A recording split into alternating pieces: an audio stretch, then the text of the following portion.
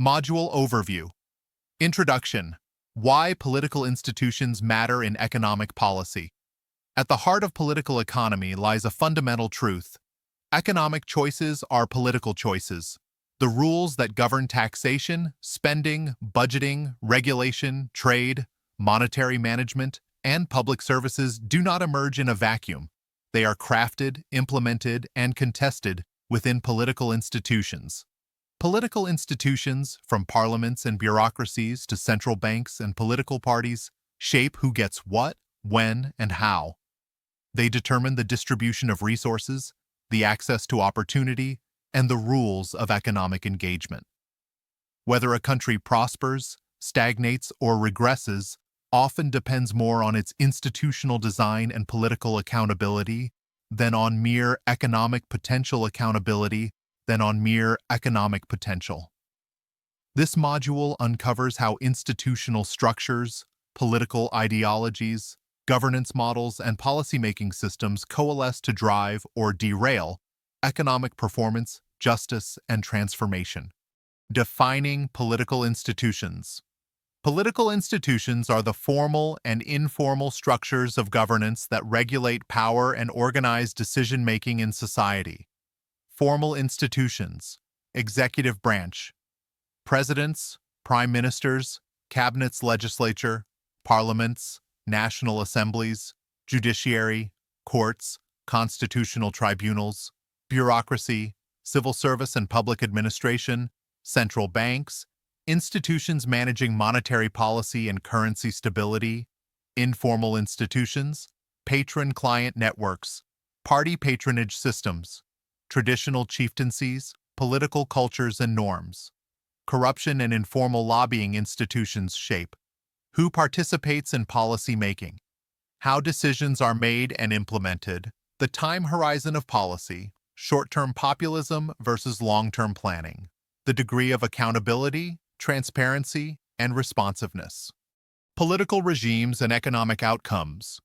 Different political regimes create different environments for economic policymaking.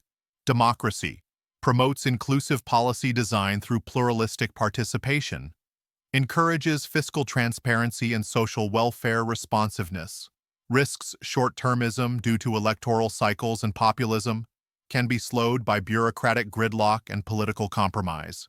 Authoritarianism enables swift policy execution without public opposition, can promote state-led development, e.g. China's industrial planning, often lacks accountability, leading to corruption and elite enrichment, may suppress dissent, reduce innovation, and entrench economic exclusion. Hybrid regimes, illiberal democracies, combine electoral legitimacy with centralized power and weak checks, often deliver growth without equity, suppressing civil liberties. The quality of governance, not merely regime type, determines whether institutions serve public or private interests. Pluralist theories of the state. Pluralism, rooted in liberal democratic theory, sees the state as a neutral arena where various groups compete for influence. Key features: group theory of politics. Power is distributed across interest groups, not concentrated. Checks and balances. No single group permanently dominates.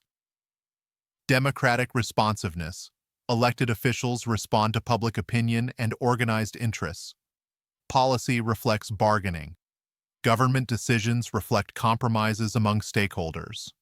Pluralist models underpin the idea of interest group politics and are used to explain policy outcomes in democratic capitalist systems. Critics argue pluralism underestimates power asymmetries and economic inequality. Bureaucracy and technocracy in economic policy. Bureaucracies are the engines of implementation. They translate political will into real-world outcomes. A strong, professional, and meritocratic bureaucracy enhances efficiency, predictability, and institutional memory. In contrast, politicized or underfunded bureaucracies enable corruption and rent-seeking delays in service delivery, misallocation of resources, capture by vested interests. Technocracy refers to policy making by experts rather than politicians.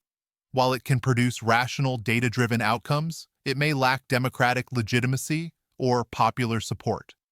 Examples: central banks setting interest rates independently of political interference. Ministries of finance led by economists, not career politicians. COVID-19 task forces relying on scientific expertise. Political parties and ideological influences. Parties serve as vehicles for policy ideas and coalitional interests. They often reflect class, ethnic, religious, or regional bases and influence economic decisions. Left-wing parties tend to promote redistribution, welfare spending, labor protections. Right-wing parties emphasize free markets, deregulation, business incentives. Populist parties may adopt erratic, short-term economic stances for electoral gain. Green parties center ecological sustainability in economic planning. The ideological composition of ruling coalitions strongly affects policy priorities, from austerity to stimulus, privatization to nationalization. Policy capture, corruption, and governance failures. Political institutions can be subverted by policy capture when elite interests dominate decision-making, often through lobbying, campaign financing, or cronyism. Corruption, misuse of public office for private gain, siphoning resources from development. Clientelism, exchange of public goods for political loyalty, undermining meritocracy. Poor institutional governance undermines investor confidence, tax compliance, social trust development outcomes, anti-corruption institutions, independent media, civil society, and judicial enforcement are critical to counter these distortions. International influences on domestic policy. Domestic economic policy is increasingly shaped by external actors such as IMF conditionalities during financial crises, World Bank loan requirements, regional blocs, e.g., ECOWAS, EU, harmonizing regulations, foreign aid donors setting funding priorities, TNCS influencing tax and regulatory policies. This raises questions of sovereignty, democratic accountability, and policy space, especially in developing economies dependent on external financing. Case studies: institutional success and failure. A. South Korea. Strong developmental state with centralized planning. Investment in education, technology, and export sectors. Bureaucratic meritocracy and industrial coordination. B. Nigeria. Institutional weaknesses, rentier state dynamics, overdependence on oil, corruption, policy inconsistency, and poor infrastructure. Attempts at reform through anti-corruption agencies and fiscal federalism. C. Scandinavian states. High institutional quality, universal welfare, and social trust. Democratic accountability with technocratic planning. D. Argentina. Early 2000s. Institutional failure during economic crisis. IMF-imposed austerity led to social unrest. Rebuilding policy credibility took years. Conclusion: institutions as engines of development or decay.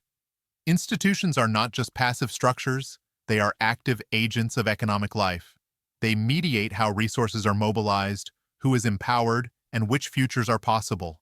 Effective political institutions balance power and accountability, promote inclusive policymaking, protect public goods, encourage long-term planning over short-term gains. Understanding their dynamics is key to solving contemporary development challenges, reducing inequality, and ensuring that economics serves people, not just elites.